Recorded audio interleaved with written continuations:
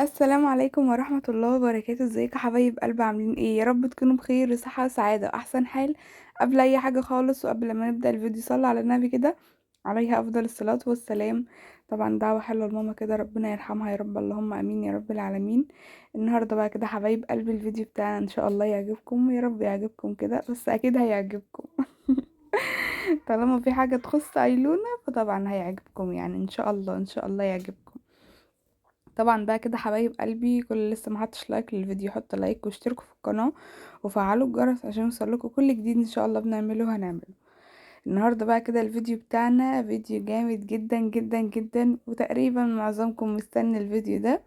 طبعا في ناس كتير مستنية ترتيب لبس البيبي في الدولاب وكده، ومستنية ان انا ارتب الهدوم وان انا اظبط معاكم المكان وكده.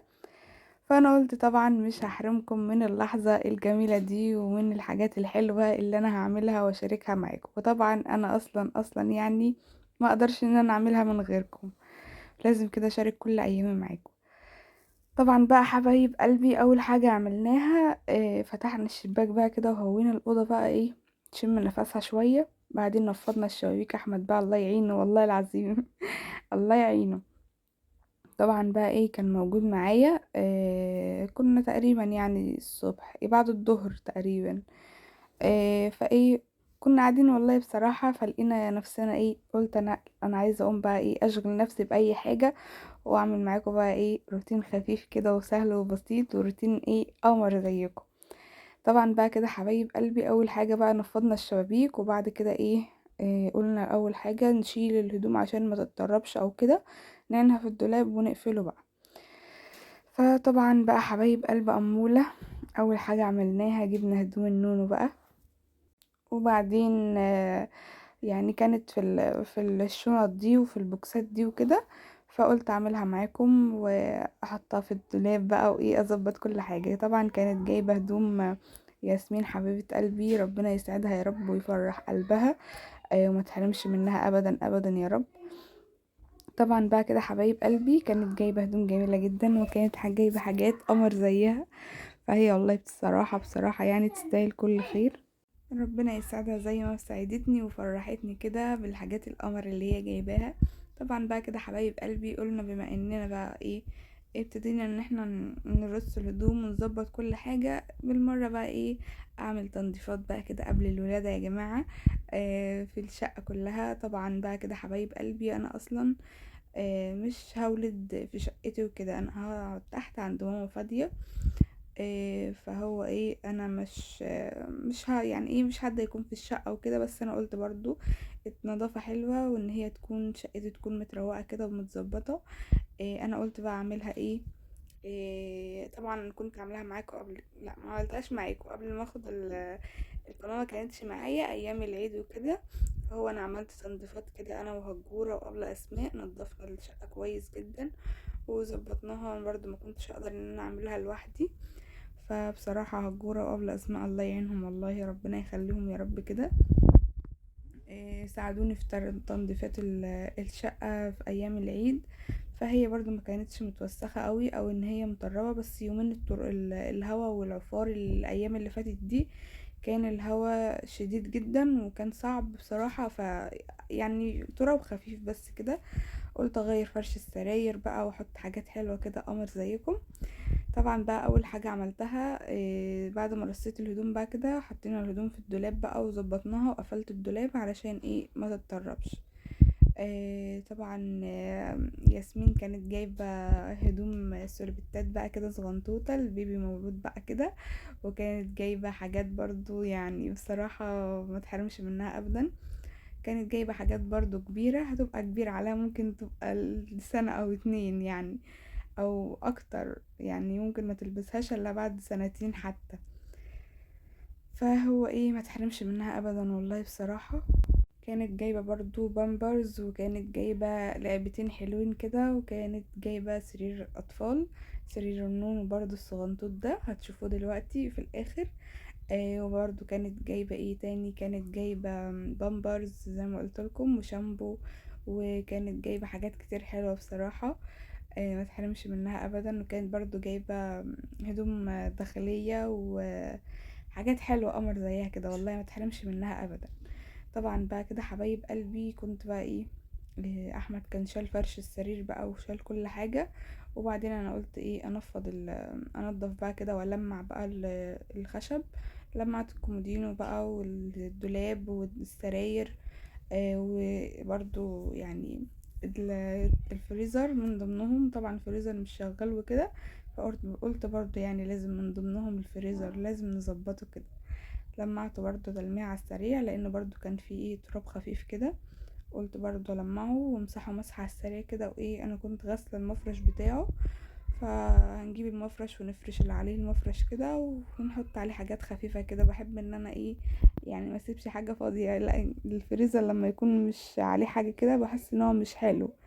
ففرشت المفرش عليه، رحت جبت المفرش وفرشت عليه، وبعد كده بقى ايه هنحط حاجات خفيفة كده برضو يعني مش هنكتر على الفريزر. شايفين بقى المفرش ده بتاع الفريزر؟ تمام. جبت بقى كده وحطيت السبت الورد ده، وورا كده الفانوس والعلبة المناديل دي. طبعا الفانوس ده ماما الله يرحمها السنة اللي فاتت رمضان اللي فات، لا اللي فات يعني، وكانت موجودة معايا، كانت هي اللي جايبالي الفانوس ده، حط عليه صورتي ما تحرمش منها ابدا ابدا يا رب.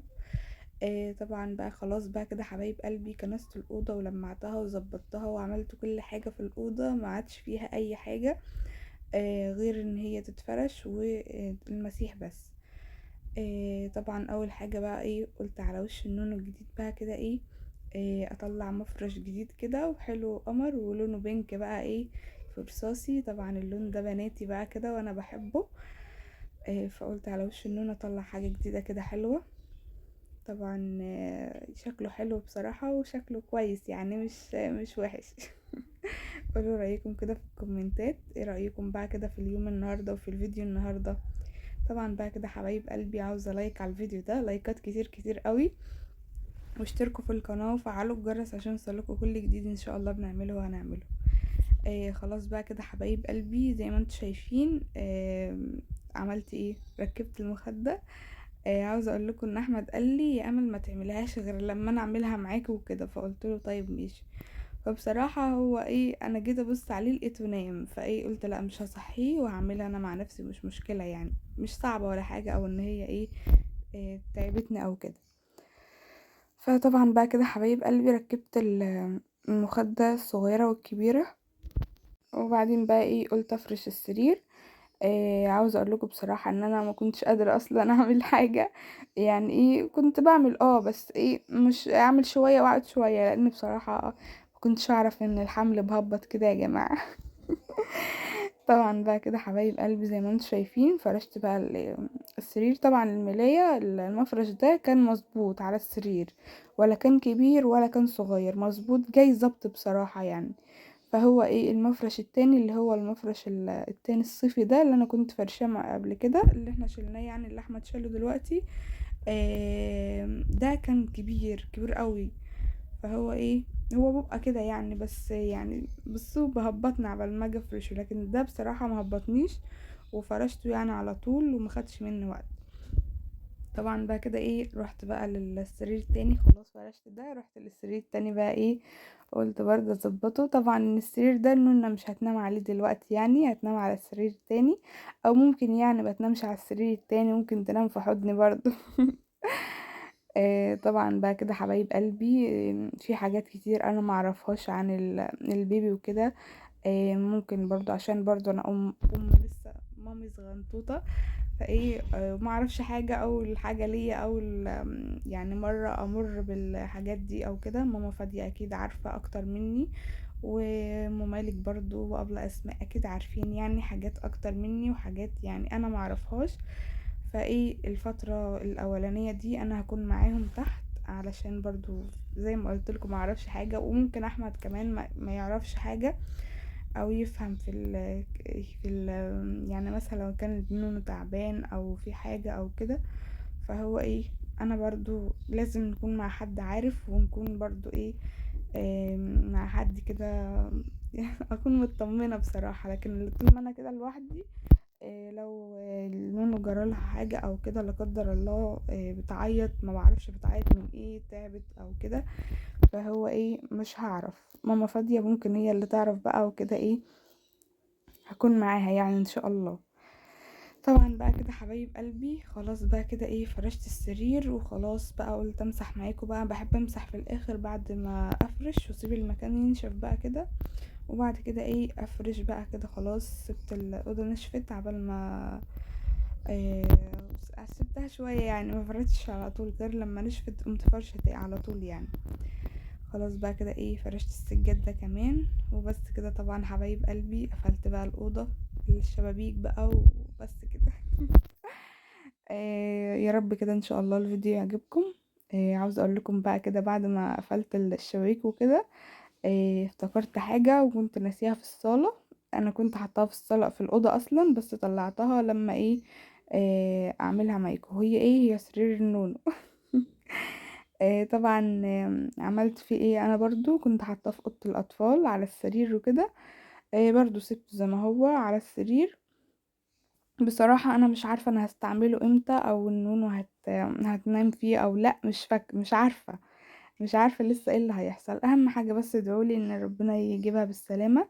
طبعا السرير ده عاوزة اقول لكم ان في ناس كتير، يعني في حاجات ما اعرفهاش، ما كنتش اعرفها وانتوا قلتولي عليها اول ما نزلت الفيديو. طبعا مثلا زي الساتر الرضاعة، انا ما كنتش اعرفه. وزي ايه تاني مش فاكرة. وبرضه تقريبا اللي هي الكوس ده، او هي المخدة الكوس او كده، ما كنتش اعرف هي دي ايه. كنت بقول ان نونو بتنام فيها او بتقعد فيها، برضو ما كنتش اعرف. فاول مرة اشوف الحاجات دي بصراحة، فما كنتش اعرفها يعني. طبعا بقى كده حبايب قلبي السرير ما كانش مظبط، فايه قلت اجيبه كده واظبطه معاكم برضو. ربطت الناموسية دي اللي الشفافة دي، بتتحط على السرير كده وايه، بتغطي النونو بها عشان ما فيش ناموسة تقرصه او اي حاجة يعني. فربطتها كويس كده وظبطتها. طبعا البتاع ده السرير ده بيتضيق ويتوسع واي حاجة، وبتقلب على الوش ده او الوش التاني برضو عادي زي ما انت عاوزة. طبعا المخدة مكتوب عليها ايلين. بصوا بقى، هو ايلين اسم يعني، اللي انا اعرفه الالف والياء واللام والنون ايلين. لكن ايلين بقى اللي هي الف وياء ولام وياء ونون، لكن انا مش عاوزه اسمي ايلين. فممكن برضو لو كتبتها ايلين في الحكومه وكده، ممكن مثلا ان شاء الله لما تروح المدرسه هينادولها ايلين، وانا مش حابه كده. فهي بتكون ايلين الف ياء لام نون. مش عارفه هي كده صح ولا لا، بس هي ايلين مش ايلين. شايفين بقى الحاجات الجميلة دي؟ طبعا ده اللحاف بتاعها والحاجات اللي هي التانية دي اللي هي بتتشال فيها، مش عارفة اسمها ايه. والتانية اللي هي ايه اللي انا حطيتها على وسط دي، هي دي بقى بحطها كده وانا برضع النون ان شاء الله. وبس كده. طبعا حبايب قلبي حطيت بقى كده كل حاجة على السرير ورصيتها كده بنظام، وقفلت بقى كده الشبابيك وضلمت الدنيا بقى وايه. خلاص بقى كده روقنا الأوضة، خلصنا من حاجة لسه بقى ان شاء الله بقية الشقة هنعملها معاكم برضو. وطبعا بقى كده حبايب قلبي ده كان شكل الأوضة بعد ما خلصت. قولوا رأيكم بقى كده في الكومنتات، عاوزاكم تشجعوني كتير كتير قوي. خلاص بقى كده ايه، شايفين التكات الأخيرة دي؟ طبعا انا نقلت السرير التاني، السرير الناحية التانية كان على في الناحية التانية على السرير ده، ومش باين بصراحة، وكان حتى حاسة ان المكان ضيق، فايه قلت اجيبه هنا الناحية دي عشان يبقى في الوش كده ويكون باين. ان شاء الله برضو انتظروا بقى كده ايه، ان شاء الله اخر مرة تحديد ميعاد الولادة هروح بقى كده احدد معاكم. وبرضو ان شاء الله انتظروا تجهيز شنطة الولادة وكل حاجة حلوة ان شاء الله هنعملها مع بعض. بس كده طبعا حبايب قلبي، وده كان شكل المفرش. شفت شكله بقى عامل ازاي؟ شكله روعة.